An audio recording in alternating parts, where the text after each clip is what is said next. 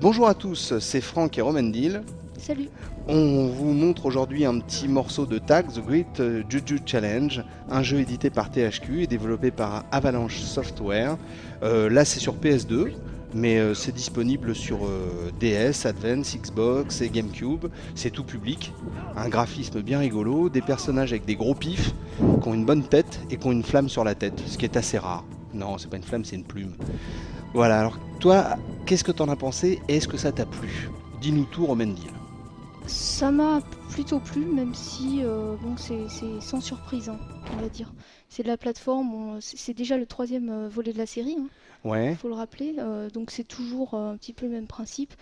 On retrouve ces personnages-là qu'on voit ici, des petits guerriers indigènes qui ont des pouvoirs de chaman. En fait. d'accord.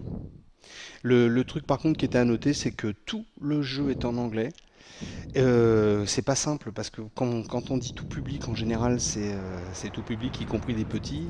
Et à moins qu'ils soient surdoués, ils sont rares de plus de 3 ans à parler anglais couramment. Et par contre, dans le livret, on a tous les dialogues et on peut s'y retrouver un peu comme ça, quoi. Oui, alors c'est assez surprenant, mais Ouais, on peut le regretter quand même, parce que bon, même si c'est un jeu de plateforme, il y a quand même quelques indications qui sont données pour résoudre les énigmes. Ça, on ne comprend pas forcément oralement. ah oui, d'accord, elles sont données oralement. Ouais, donc c'est pas simple, quoi. C'est pas simple. Par contre, le graphisme est bien sympa. Ah, il va y avoir baston. Alors là, attention. Oui, il y a quelques petits combats, mais bon, ça reste toujours très accessible, hein. C'est vraiment plus axé sur les séquences de plateforme, les parcours d'obstacles. D'accord. Ah, donc, ah, mais il y a une bonne ambiance dans le jeu, par contre, hein.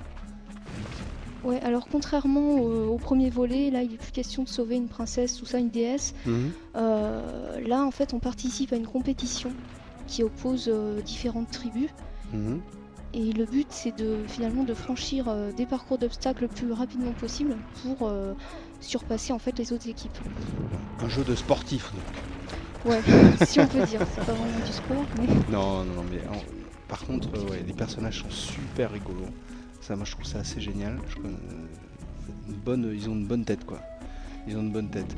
Et puis, ils ont une super façon de courir, surtout. Ça aussi, c'est à noter. ouais.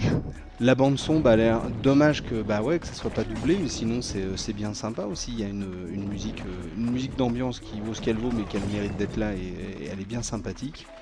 Et puis bah, j'ai quand même l'impression, à part le fait que c'est vraiment sans surprise pour toi, quoi. Voilà, alors ce qui est intéressant, c'est quand même le fait qu'on contrôle deux personnages, parce que comme c'est une compétition par équipe, on est obligé de contrôler deux personnages simultanément, donc on se doute qu'il va y avoir, voilà, comme ici, des petites énigmes basées sur la complémentarité entre les deux. Ouais, On peut leur donner des ordres, par exemple, de s'arrêter, tout ça, c'est assez simplicité, hein, c'est pas compliqué.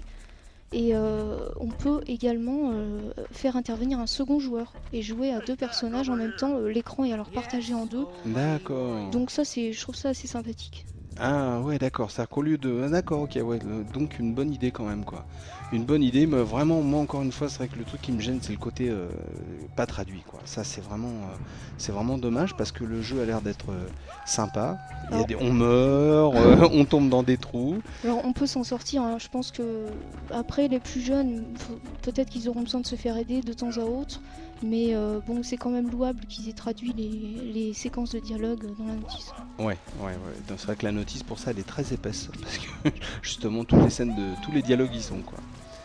Eh ben, c'est bien. Moi, je suis content de vous avoir fait voir ce jeu avec Romendil, qui joue très bien. Moi, ça m'effraie. Ça Je m'effraie. suis quand même tombée 2-3 fois, mais c'est pas grave. Non, mais on te le pardonne, il n'y a aucun souci. Jouer et parler en même temps, c'est pas facile. Enfin bon, on vous a présenté, donc, je vais essayer de le prononcer sans bafouiller parce que c'est pas évident. Tac, The Great Juju Challenge. C'est édité par THQ, c'est développé par Avalanche Software, c'est disponible, là on a joué sur PS2, mais c'est disponible sur plein d'autres consoles, DS, Advance, Xbox, GameCube. C'est tout public et c'est rigolo, c'est bien rigolo. Et on vous dit bien sûr à bientôt.